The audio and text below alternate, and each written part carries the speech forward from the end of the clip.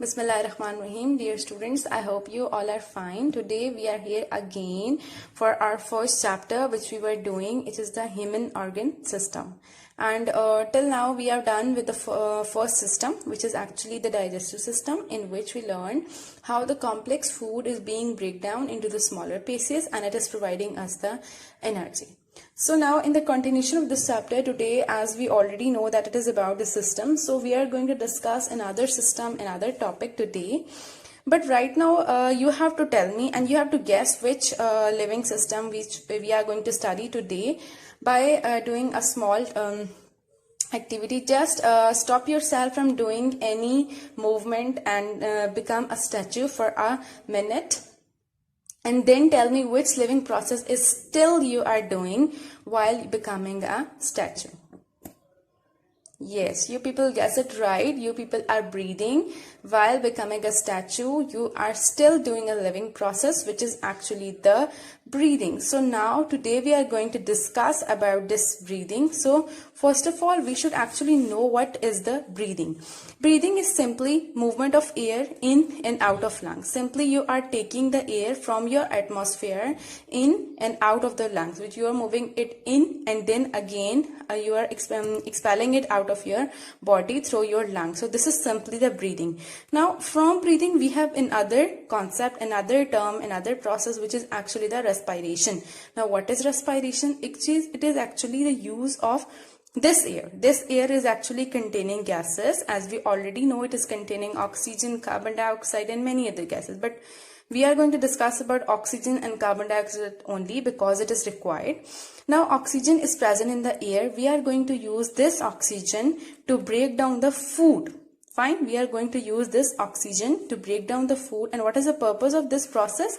What is the process? Why we are using this oxygen and food? To produce energy. We are doing this breakdown of food with the help of oxygen to produce the energy, and we are then using this energy to perform various activities. So you can say respiration is the use of oxygen and food to produce energy. Now here you have the clear differentiation between the two. Breathing is simply movement of air, and then respiration is actually the use of that air into our body to produce energy.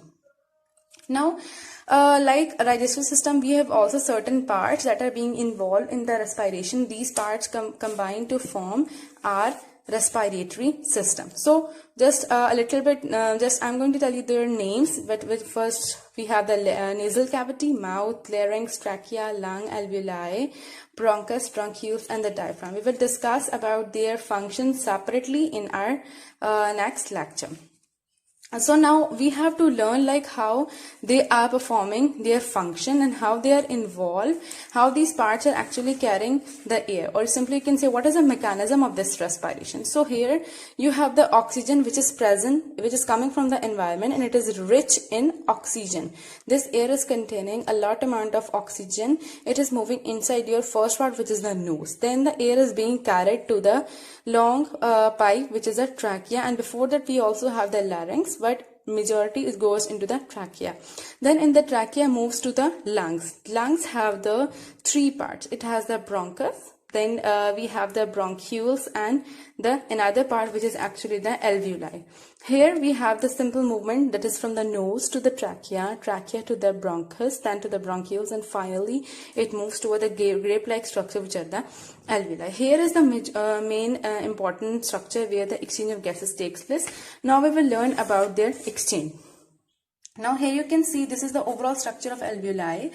This is the grape-like portion which is this, and around it there are present a large number of capillaries. Now what is going to happen? The air which is moving in, it is containing both gases, in which the oxygen is carried to the blood cells. There the blood cells have only capacity to carry oxygen but not carbon dioxide. So they are carrying the oxygen into them and carbon dioxide is moved out. Carbon dioxide is removed from because they are not able to carry this into their body. Now after this, red blood cells carry it to the body and carbon dioxide is moved back in the reverse process, like again to the alveoli, then to the bronchioles, bronchus, trachea, and then it moves out of our body through nose. Now here you can see it is actually the carbon dioxide rich air. Here I have written the oxygen rich air. Carbon dioxide rich air moves out of our body to the environment. So it is the overall procedure in which the exchange takes place. In order to just summarize this process, it is actually the carbon dioxide to the environment and oxygen to the blood cells, and which moves to the body. This is actually known as the alveolar exchange, because in this the gases are being exchanged. So we will do a little bit more detail about this topic. All living organisms are moving and growing. That's why we call them living organism. And for this movement and growth, we call that they require certain amount of energy. And how they are able to get this energy? They get this energy by breaking the food that we intake. Now this food on breakdown provide us the energy which help us to move and grow. Now this breaking is not a simple process, it is carried out with help of oxygen. And how we are getting this oxygen? Students, as you have learned in class 6 in composition of air, that the air is composed of 21% of oxygen. So you can see that this oxygen comes from the air into our body and to our lungs. Now getting oxygen into lungs, we have the two process, or simply you can say this transfer of oxygen takes place by two processes. First is the breathing and second the respiration. Now first the question is, we have to differentiate these two processes. In breathing, it is simply the exchange of gases or simply the movement of gases. Among it, the air which is containing oxygen moves into the air, into the body, and the carbon dioxide move out of our body. Simply you can say breathing is a process that moves air in and out of the lungs. Respiration, it is a process that uses oxygen from air and food to produce energy and the carbon dioxide. Now for every system, we have the certain body parts which are involved in their proper functioning. So here we have the body parts which are involved in the proper functioning of the respiratory system. They form the respiratory system. The parts of body used in the process of breathing form the respiratory system. Now here we have all the parts of respiratory system. We will discuss these parts one by one along with their function. So first you can say we will start from the nasal cavity, which is actually composed of nose and mouth. The air from enters to the nose and mouth. It is the first part. Now the nose has the hair and the mucus. Mucus is actually a sticky substance which helps in the attachment of dust particles and germs. The nose also help in the cleaning and the moistening of the air. Next, we have the larynx. The air from the nose moves into the larynx. The larynx also have the vocal cords to produce sound. Because right now I'm speaking because of my vocal cords. The next part is the trachea. Trachea is actually windpipe. You have learned about the food pipe, which is the esophagus. Same, we have the trachea. Trachea is the C-shaped rings of cartilage which help it to open. It runs side by side with our food pipe. Next to the trachea is the division of the trachea into the lungs, and this is known as the bronchi. That when the trachea divides into the two branches, it is known as the bronchi. The most important part of the respiratory system comes, which is actually the lungs. The lungs take these bronchi into it, and the bronchi divides into small tubes which are called the bronchioles. Next, the bronchioles contain the tiny sacs. At the end of these bronchioles, which are very tiny, like the thickness of a hair, they are containing small sac-like structures which are known as the alveoli.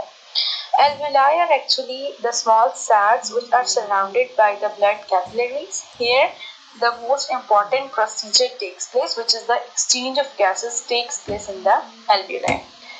And the last is the diaphragm, which helps in the contraction and relaxation, which is the process involved in the inhalation and the exhalation. Now we have learned about all the parts.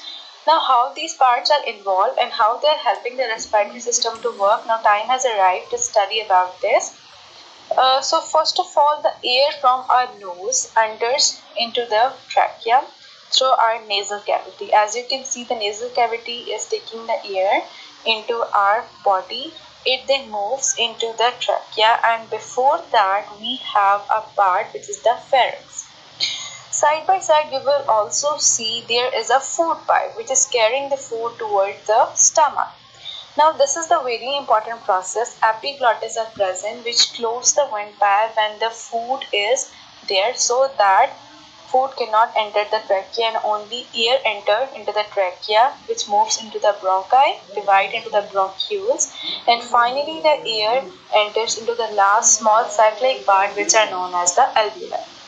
Here is this part where the exchange takes place. Now the air has to come up till now to the alveoli, and in the next part we will study what is actually happening in the alveoli.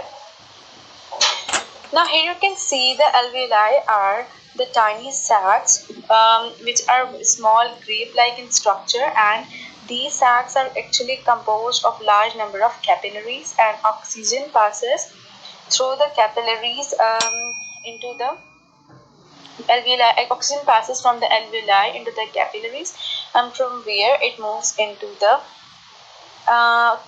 red blood cells present in the capillaries and carried to the heart. This is the oxygenated blood.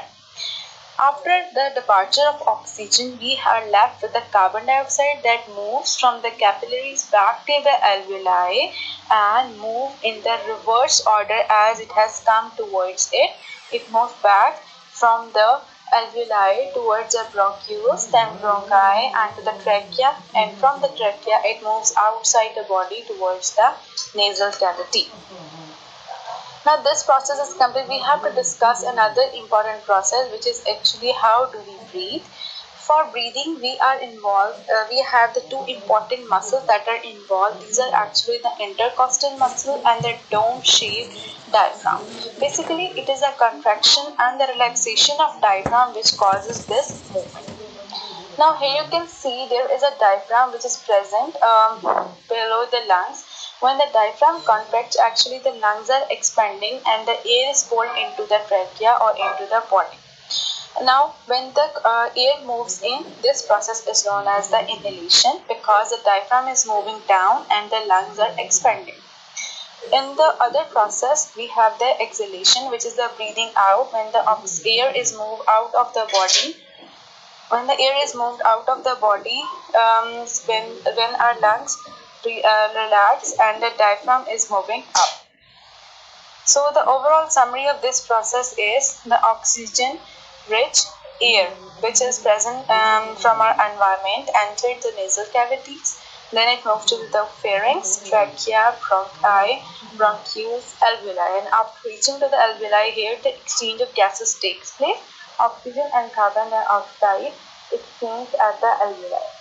Now here the oxygen moves towards the blood cells to our body, and the remaining carbon dioxide moves out in the reverse order, that is from the bronchioles to bronchi, trachea, pharynx, nasal cavities, and finally the carbon dioxide rich air. First in the start you can see it was the oxygen rich in air, and now you can see at the end of respiration we have the carbon dioxide rich which is moved towards the environment. That's why we also call that in respiration we are also producing energy with the carbon dioxide. Thank you students. I hope you all have understood very fully about the